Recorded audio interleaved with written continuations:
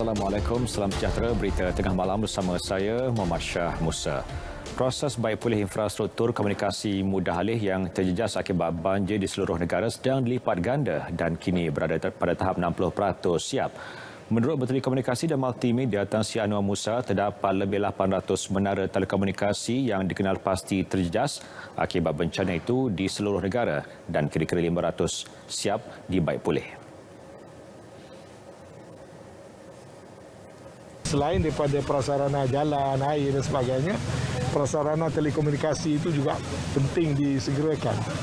Jadi kita harap semua telcos dapat melipat gandakan usaha mempercepatkan, termasuk mengganti peralatan-peralatan yang rosak supaya servis dapat kembali pulih seperti sedia kala.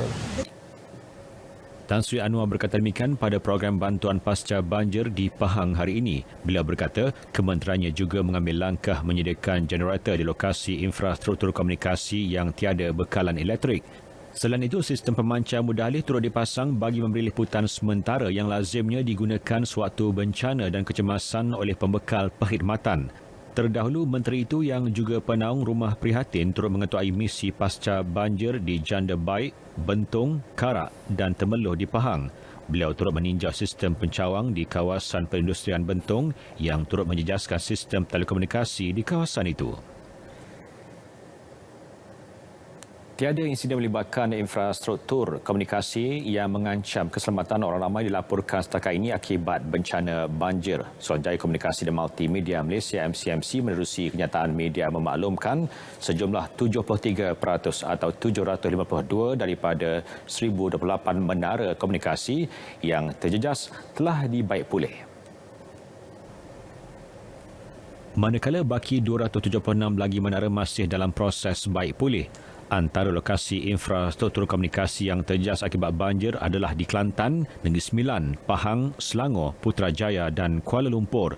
Selain itu, terdapat 25 pusat ekonomi digital keluarga Malaysia turut terjejas, antaranya di Pahang, Selangor dan Negeri Sembilan. Kini 13 pusat berkenaan telah beroperasi seperti sedia kala, manakala 12 lagi masih dalam proses baik pulih.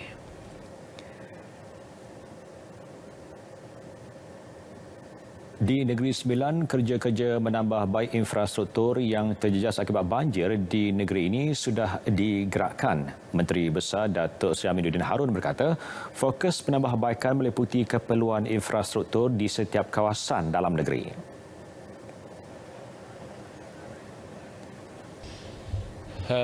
Kita menganggarkan kalau kawasan Polisen kita telah sebahagian besarnya telah hampir selesai, di Rembau telah selesai, di Seremban juga telah selesai.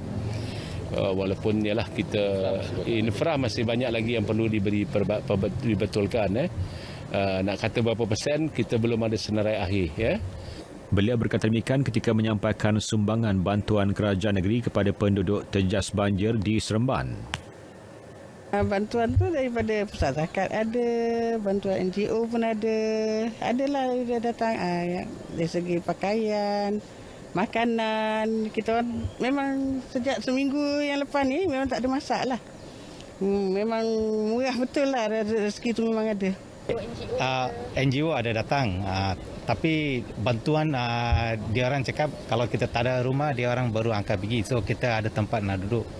Negeri Sembilan memperuntukkan RM2 juta bagi membantu 2024 ketua isi rumah di negeri itu yang terkesan banjir. Perkembangan banjir di Pahang, jumlah penduduk terjejas banjir di negeri itu terus mencatatkan penurunan kepada 19,839 orang setakat pukul 11 malam tadi berbanding 21,726 orang pada pukul 8 malam. Ini berikutan keadaan banjir di daerah Lipis, Jerantut dan Raub telah pulih sepenuhnya apabila kesemua pusat pemindahan sementara PPS di daerah berkenaan secara rasminya ditutup tengah hari tadi.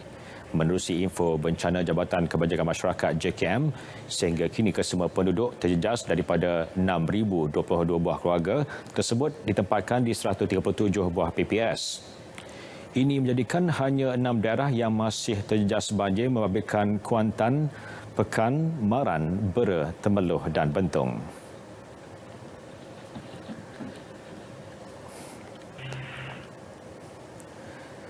Di Kelantan, jumlah penduduk yang terjejas banjir yang berada di 5 PPS ketika ini tidak banyak berubah. Laman info bencana JKM melaporkan seramai 685 penduduk melibatkan 222 keluarga kini berlindung di PPS berkenaan. PPS SK Tok Deh masih kekal dengan 370 penduduk diikuti SK Gual Periuk 153, SK Kubang Kual 71, PPS Putat 757 dan Masjid Mukim Padang Licin 34 orang. Kesemua penduduk dijangka pulang ke rumah masing-masing sehari 2 lagi berikutan cuaca cerah sejak beberapa hari lepas.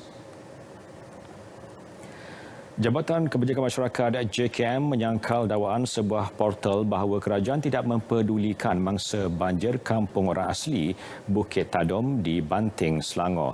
JKM dalam kenyataan berkata penempatan dan pengurusan mangsa banjir kampung itu pada awalnya diuruskan oleh Jabatan Kemajuan Orang Asli Jakwa di Pusat Pemindahan Sementara PPS Sekolah Kebangsaan SK Bukit Tadom.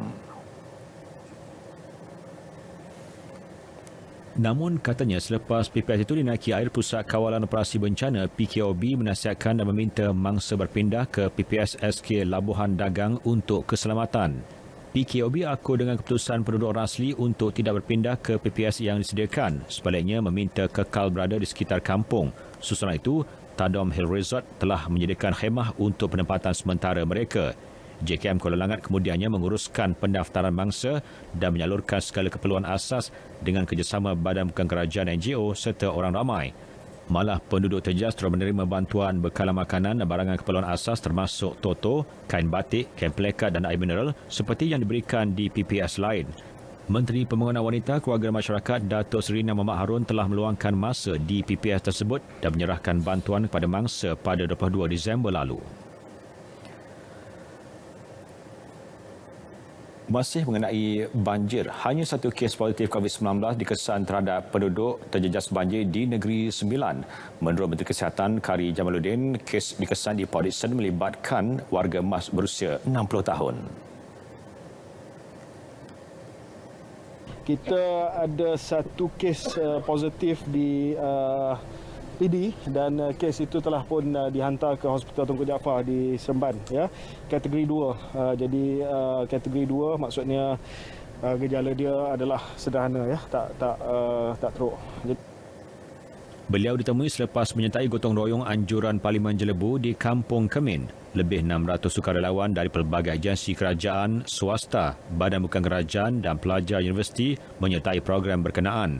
Ketika ini, seramai 292 mangsa banjir daripada 84 keluarga direkodkan di Negeri Sembilan dengan 4 PPS masih dibuka di Jelebu.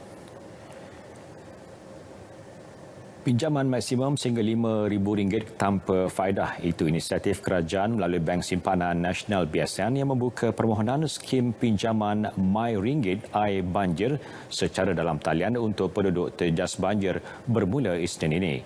Timbalan Menteri Kewangan 1, Datuk Masyaha Abdullah berkata, ia bertujuan mengurangkan beban kewangan, memulakan kehidupan baharu dan menggantikan peralatan rumah rosak yang ditanggung penduduk terjejas banjir.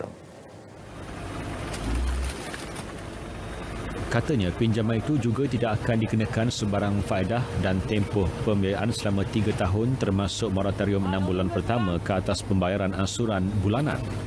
Jadi saya harap masyarakat yang terkesan dengan banjir dan perniagaan juga disediakan peruntukan pinjaman sebanyak RM5,000.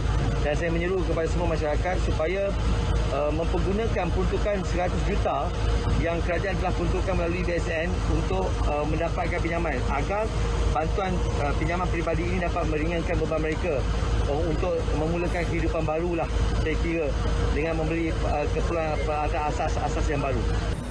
Beliau berkata bantuan itu boleh dimohon melalui email bantuanbanjir@bsn.com.my atau layari www.bsn.com.my atau hubungi Pusat Perhubungan Pelanggan BSN melalui talian 1300 88 1900.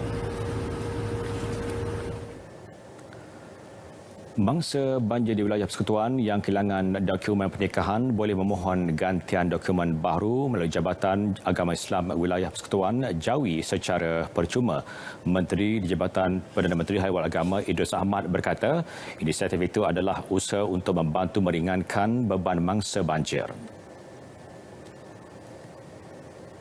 Dalam satu kenyataan, beliau berkata permohonan tidak perlu dibuat secara tergesa-gesa dan boleh berurusan terus dengan Jabatan Kemajuan Islam Malaysia JAKIM dan Jawi. Katanya selain seja nikah, dokumen termasuk seja kursus pra-perkahwinan dianjurkan Jawi yang musnah boleh dimohon semula secara percuma. Malah graduan Darul Quran JAKIM juga boleh memohon semula sijil atau diploma pengajian yang rosak.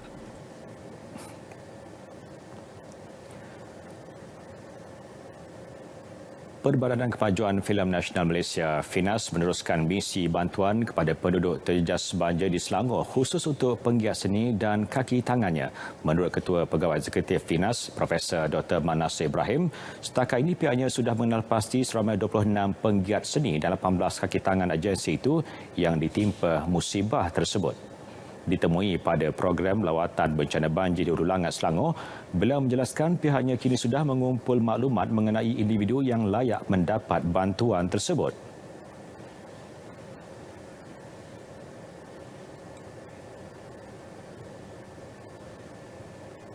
Menggembirakan tenaga semua pihak yang sudi membantu FINAS untuk sama-sama membantu, dan FINAS misalnya mempunyai cawangan-cawangan di zon utara, timur, barat, selatan. Semuanya kami gembirakan untuk mendapatkan maklumat tentang penggiat-penggiat sini, dan mereka juga turun ke padang untuk membantu mereka yang terjejas. Katanya FINAS mengambil inisiatif dengan mencari penaja yang boleh membantu menjayakan misi amal itu. Antara bentuk sumbangan yang disampaikan berupa barangan mentah dan wang tunai. Jutawan Hartanah Muhammad Azlan Abdullah memperuntukkan sebanyak RM50,000 bagi membantu penduduk terjejas banjir di negara ini. Muhammad Azlan berkata sumbangan itu akan diagihkan kepada penduduk terjejas serta badan bukan kerajaan NGO terpilih. Menurutnya, selain bantuan kewangan, penduduk terjejas banjir turut menerima bantuan makanan dan barangan keperluan untuk kerja pembersihan. Difahamkan apabila berlaku banjir baru-baru ini, anggota bomba mengutamakan untuk membantu masa-masa banjir di kalangan orang awam yang terjejas, dan saya difahamkan juga penempatan mereka pun turut dilanda banjir. Oleh itu kita bersama-sama dengan NGO turut membantu untuk membersihkan kawasan penempatan anggota bomba. Beliau ditemui selepas majlis penyerahan sumbangan tabung bencana banjir kepada wakil media di Kuala Nerus, Terengganu. Tambah Muhammad Azlan, pihaknya turut menyumbang perkhidmatan helikopter bagi membantu NGO menyalurkan sumbangan di kawasan terputus hubungan di Pahang. Bertemu kembali. Orang ramai dinasihatkan tidak panik dengan penyakit demam babi Afrika ASF yang dikesan di ladang babi di Paya Mengkuang, Masjid Tanah. Timbalan Menteri Pertanian dan Industri Makanan 1, Datuk Seri Ahmad Hamzah berkata, jangkitan penyakit tersebut hanya melibatkan haiwan dan tidak menjangkiti manusia. Katanya, Jabatan Perkhidmatan Veteriner juga telah membuat pemantauan, pengesanan dan pengawalan bagi memastikan penyakit itu tidak terus menular. Jadi kita dah buat tindakan, tidak ada pergerakan keluar dan masuk dari babi hidup. Dan penyakit ni sebenarnya hanya menyerang babi dan juga babi hutan, tapi tidak kepada manusia. 6 babi yang terlibat ini, yang kita syaki dah terlibat ni, kerana kita membuat pemantauan sekarang di tiap-tiap ladang. Jadi cadangan kita untuk kal ataupun kita untuk hapuskan babi ni. Cadangan kita lah. Dan tindakan akan dibuat dalam masa yang terdekat sekali, bagi memastikan supaya ia tidak terus merebak.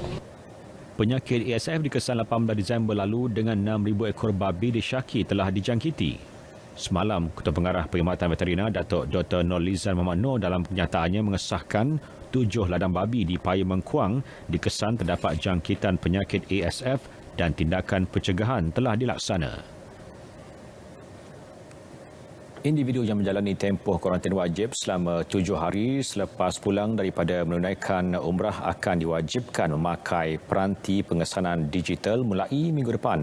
Semasa bercakap pada sidang media di Putrajaya, Menteri Kesihatan Kari Jamaluddin berkata pelaksanaan itu dibuat berikutan terdapat 30 daripada 49 kes baru varian Omicron di Malaysia yang dikesan antara 23 dan 24 Disember lalu adalah kes import dari Arab Saudi. Mereka akan balik dan mereka akan bergaul dengan ahli-ahli keluarga mereka. Mereka akan menerima tetamu daripada jiran tetangga.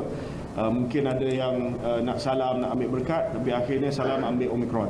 Ya, jadi saya harap perkara ini dapat dipatuhi. Ya, this is serious. Ya, this is serious. Kita bagi kemudahan home quarantine. Sebab apabila kita dah buat keputusan, kita nak mengurus dan kita nak hidup dengan COVID-19, kita nak memudahkan. Kita tak ada lagi nak hantar ke quarantine station, ke hotel dan sebagainya yang menelan perbelanjaan yang banyak. Kita benarkan home quarantine, tetapi kena patuhlah kepada home quarantine. Maksudnya asingkan diri. Ya. Mereka yang ingin keluar negara disaran mendapatkan dos penggalak terlebih dahulu, terutama yang akan melakukan perjalanan ke Arab Saudi. Sementara itu, sebanyak 4,421 kes sembuh akibat COVID-19 hari ini mengatasi kes baru yang direkodkan pada 3,160 kes. Menurut Ketua Pengarah Kesihatan Tan Sri Dr. Hisham Abdullah, ia menjadikan kumulatif kes sembuh ialah 2,661,495. Beliau menerusi satu kenyataan berkata 324 kes memerlukan rawatan di unit rawatan rapi ICU dengan 175 daripadanya memerlukan bantuan pernafasan. Selain itu, 3 lagi kluster baru dikesan menjadikan 223 kluster masih aktif setakat ini.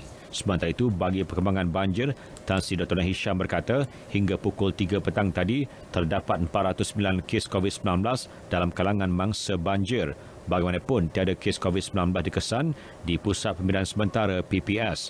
Namun 185 kes penyakit berjangkit turut dikesan dalam kalangan mangsa banjir. Malang tidak berbau. Kegembiraan sekumpulan sahabat mandi manda di kawasan rekreasi air terjun Bukit Wang di Jitra, Kedah berakhir dengan tragedi apabila seorang daripada mereka ditemui lemas. Kejadian berlaku tengah hari tadi. Difahamkan ketika kejadian, mangsa Muhammad Aflin Mustafa, 21 tahun, pelajar Institut Pendidikan Guru IPG Kampus Darul Aman di Jitra berkunjung ke kawasan rekreasi tersebut bersama beberapa rakannya untuk mandi manda. Sementara itu, Ketua Balai Bomba dan Penyelamat Jitra, penolong kanan penguasa bomba Muhammad Bustan Karudin berkata, Pusat Gerakan Operasi menerima panggilan kecemasan melalui talian MES untuk mengangkat mangsa lemas di air terjun. Setibanya di lokasi, terdapat seorang mangsa lelaki dipercayai lemas. Mayat mangsa kemudian diserahkan kepada pihak polis untuk tindakan lanjut. Operasi tamat pada pukul 2.37 petang. Jabatan Kesihatan Negeri Kedah JKNK memandang serius dakwaan kononnya petugas kaunter hospital itu bertindak biadab seperti mana dilaporkan sebuah akhbar semalam. Pengarah Kesihatan Negeri Dr. Osman Warijo berkata pihaknya akan menjalankan siasatan terperinci dan memohon pengadu supaya tampil memberikan maklumat lengkap berkaitan kejadian tersebut. Dalam satu kenyataan, Dr. Osman berkata JKNK amat menghargai dan berterima kasih atas maklum balas yang diberi. Pihaknya turut memohon maaf atas segala kesulitan yang dihadapi oleh pengadu dan pelanggan ketika berurusan di kemudahan kesihatan di negeri itu. Jelas beliau, semua janji temu pesakit di klinik pakar Hospital Sultanah Bahiyah diberikan secara berperingkat untuk mengelakkan pesakit dan waris datang untuk rawatan pada waktu yang sama dan tidak perlu menunggu lama untuk mendapatkan rawatan. Pesakit dan waris dinasihatkan mengikuti tarikh dan masa janji temu yang diberi untuk mengelakkan sebarang kesulitan. Kereta Api Tanah Melayu Berhad KTMB yakin jumlah penumpang bagi perkhidmatan tren elektrik ETS akan meningkat tahun hadapan berbanding 615,000 dicatatkan setakat tahun ini. Ketua Pegawai Eksekutifnya Muhammad Rani Hisham Samsudin menjelaskan ini berikutan permintaan yang semakin menggalakkan dan pertambahan jumlah tren sejak aktiviti rentas negeri dibenarkan Oktober lalu. Beliau berharap faktor tersebut akan melonjakkan semula jumlah penumpang ke paras sebelum pandemik COVID-19 mencecah 3.9 juta penumpang setahun. Daripada 2 trip kita ada Ipoh, Kuala Lumpur Ipoh, dan sekarang kita ada 16 trip pada masa ke Kemas, dan untuk hari Natal ini atau Christmas kita tambah lagi 2 trip. Kita ada sekarang ada 18 trip. Di antara Kemas ke JB, insyaAllah pada pertengahan bulan Januari tahun depan kita merancang untuk menambahkan lagi ke 32 trip satu hari. Bagi menggalakkan lebih ramai penumpang menggunakan perkhidmatan ETS, KTMB akan memberikan potongan harga istimewa bagi pembelian tiket pada tarikh tertentu selain menganjurkan program penumpang bertuah. Bila bercakap pada sidang media, Majlis meraihkan penumpang setia ETS di stesen KL Central. 3 penumpang terpilih membawa pulang hadiah komputer riba dan barangan dari rel butik KTMB berjumlah RM10,000 secara keseluruhan. Penduduk Hulu Dungun, Terengganu merayu pihak berkuasa membaki jalan di laluan pintas Kampung Tok Kah Lentang yang runtuh susulan hujan lebat awal bulan lalu. Runtuhan itu mengakibatkan Hakis Santro memaksa jalan berkenaan terpaksa ditutup kepada semua kenderaan.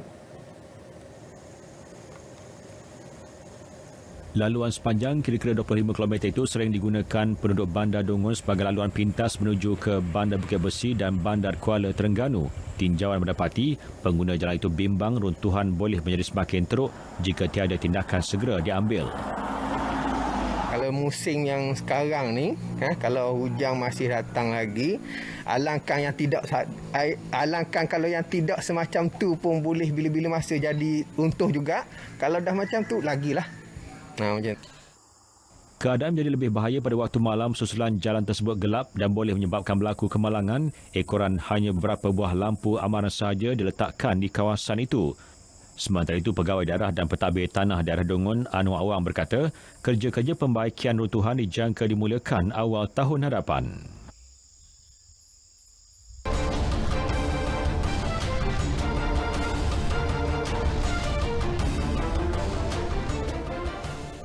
Yayasan Kebajikan Atlet Kebangsaan YAKIB komited menyantuni ahli-ahlinya yang terjejas banjir dengan bencana banjir. Tambah baru YAKIB yang diwakili bekas pengurusinya Dato' Malik Noor membuat lawatan ke rumah bekas juara dunia silat Zakri Ibrahim di Taman Seri Tanjung Semenyih, Selangor. Kediaman Zakri sebelum ini dinaiki air sehingga menenggelamkan tingkat pertama rumahnya pada awal pagi Sabtu. Orang pertama telefon saya subuh-subuh tu adalah Datuk Nurul sendiri. Telefon tanya, boleh tanyakan khabar. Ketika itu saya berada di atas, saya ada terkandas dekat bawah ni. Dalam keadaan emosi tak berapa stabil, beliau bagi nasihat, bagi pandangan, saya dapat tenang sikit lah. Zakri yang juga mantan Presiden Persatuan Bekas Pesilat Negara PBPN redha dengan ujian daripada Allah dan berterima kasih atas keperhatianan daripada YAKIB kepada ahli-ahlinya. YAKIB ketika ini giat melakukan lawatan-lawatan kepada bekas-bekas atlet yang terjejas termasuk melihat kerugian yang dialami. Naib juara Liga Super musim 2021, Kedah Darul Aman KDFC hampir melengkapkan senarai penuh barisan pemain skuad itu bagi mengharungi saingan Liga Malaysia dan Piala AFC musim 2022. Ketika ini hanya 1 kotak pemain import dan 1 kotak pemain tempatan yang belum diisi. Ketua Pegawai Eksekutif KDFC Kamal Idris Ali berkata 4 pemain import disahkan akan mewakili pasukan itu musim hadapan. Setakat ini hanya pertahanan import dari Korea Selatan, Jang Sok Won dan pemain tengah dari Ivory Coast, Dashi Muscle and Guesan diumum sebagai pemain import baru KDFC. Manakala 2 lagi pemain belum diumum secara rasmi. Selain itu, KDFC turut mendapatkan khidmat 4 bekas pemain Penang FC iaitu Muhammad Khairul Azrin Khazali, Muhammad Al-Hafiz Harun, Muhammad Amir Azhar dan Muhammad Azmir Aris Nur Rashid. Turut dibawa masuk bekas pemain Perak FC Amirul Azhan Aznan. Enggan melupakan bakat muda, KDFC turut membawa masuk beberapa pemain dari skuad Piala Prasetya. Jelas Kamal, dengan senarai pemain yang ada, pengendali Aidil Syahrin Sak dijangka melakukan perubahan dari segi taktikal dengan permainan yang lebih pantas. Banyak player-player tu yang kita ada lah ni dan kuat yang muda, mungkin game lebih laju, dan itu yang kita nak tengok dengan supporting import player kita yang saya nampak dia lebih mobile, banyak midfielder kan tu, dan saya rasa tak ada apa isu sangat dan tim kita akan lebih mencabar lah. Maksudnya lebih boleh, pada saya kita mantap lah. Dalam pada itu, bagi membentuk dan melahirkan bakat-bakat muda yang mampu membawa kegemilangan kepada arena bola sepak tanah air, KDFC memeterai Memorandum Persefahaman MOU bersama syarikat pertahanan tempatan Rimbun Emas Defence System Sdn Bhd atau RITS Defence. Melalui kerjasama tersebut, kelab berkenaan akan membantu RITS Defence berkaitan hal urus tabir urus dan tata kelola Akademi Bola Sepak Remaja Swasta Hijau Kuning Football Club HKFC yang dimiliki syarikat tersebut. Majlis menandatangani MOU tersebut diadakan di pejabat KDFC di Wisma PKNK Alustar. KDFC diwakili Ketua Pegawai Eksekutifnya Kamal Idris Ali, manakala HKFC diwakili Prasetyanya Muhammad Talhah Zainul. Jelas Kamal, langkah itu diyakini mampu menyemarakkan lagi semangat pemain muda untuk lebih berjaya dalam sukan bola sepak. Ia berikutan struktur pemasaran lebih luas yang memudahkan pemain berbakat diserap dalam mana-mana pasukan bola sepak profesional, khususnya KDFC pada masa akan datang. Dan kita pun dah ada sebahagian akademi sedia ada, kena repeat apa semua. Cuma kita nak menambahkan lagi lah kemeriahan agar akademi yang ada ni makin bertambah. Dan secara tak langsung dia akan supply banyak bakat-bakat yang mungkin setengah tu terlepas pandang. Dan benda ni akan dapat kita kumpulkan bersamalah untuk menghasilkan satu kelompok pemain-pemain berkualiti. Sementara itu, Muhammad Talhah berkata sebelum ini pihaknya telah menjalin kerjasama bersama La Liga Spanyol dengan sasaran utama untuk membawa idea-idea bola sepak di negara itu untuk dipraktikkan dalam pembangunan pemain muda di negara ini. Tujuannya adalah untuk kita bawa balik ke negeri Kedah ni, dan kita akan bekerjasama dengan pihak KDFC untuk kita nak menyediakan pentas dan juga metodologi yang lebih terkini, moden, dan juga kita nak negeri Kedah ni ada networking dengan international club. So itu harapan kita. Berita tengah malam berakhir di sini. Terus amalkan kawalan kendiri, lindung diri, lindung semua, kerana kita keluarga Malaysia. Dapatkan perkembangan sahih sepanjang masa melalui portal Berita RTM di berita.rtm.gov.my. Saya Muhammad Syah Musa. Assalamualaikum dan selamat malam.